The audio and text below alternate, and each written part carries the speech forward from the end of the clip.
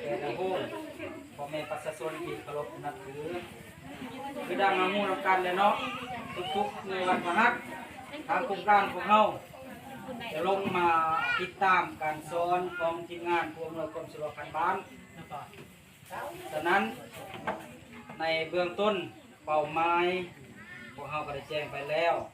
แต่พวกที่บ่ทันมาสุดก่อนพวกเราเป็นนักยังบายให้มาวันนี้ผู้ที่เป้าหมายเกินว่าแม่ม่านเนาะเลยก็เลี้ยงลูกที่มีลูกน้อยกว่า2 ปีลงมา2 ปีขึ้นไปแม่นสำหรับกิจกรรมตัวนี้แม่นบ่ได้ถือเป้าหมายเนาะแต่ก็บ่ต้องตกใจเพราะว่าโครงการเฮายังมีหลายกิจกรรมอยู่เพราะว่าโครงการของเฮาจะอยู่ฮอด เอาซะเลยซะเลยซะเลย ต่อเลยผมอยากไปได้ฉะนั้นอยากเบาอยากร่วมกันหน่อยนึงกับพ่อแม่ประชาชนเฮา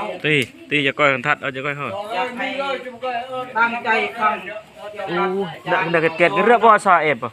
เอาช่วยเยอะช่วยเยอะ กับแม่นคนกับบ้านเฮา โอ้ย ให้เฮาเข้าใจว่าเป็นหยังเฮาจึงเอาคนบ้านเฮา ใส่งานเด็ก คือว่าพวกเฮาบ่สอนเพราะว่าพวกเฮาโครงการนี้มามันต่างเก่าพวกเฮาจะสร้างพนักงานกับที่กับบ้านให้มีความเข้มแข็งเนาะฉะนั้นเวลา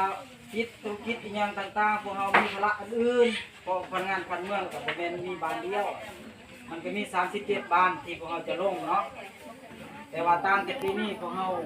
เอาก่อน5บ้านทดลองก่อน5บ้านฉะนั้นแหละ1และความรู้ของเขาเจ้า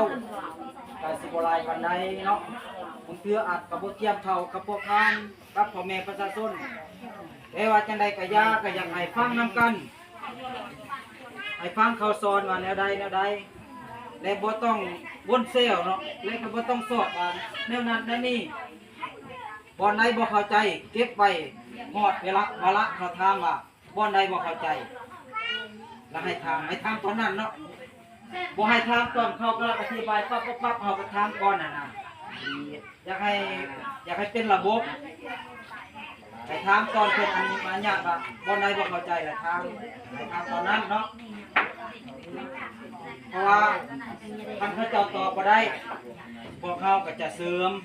มีครูฝึกอยู่2 ทาง 3 ทางประมาณนี้ซอยกันเนาะอันนั้นเมืองบ่อนใดพวกเขาตอบบ่ได้พวกเขาก็จะติดมีทาง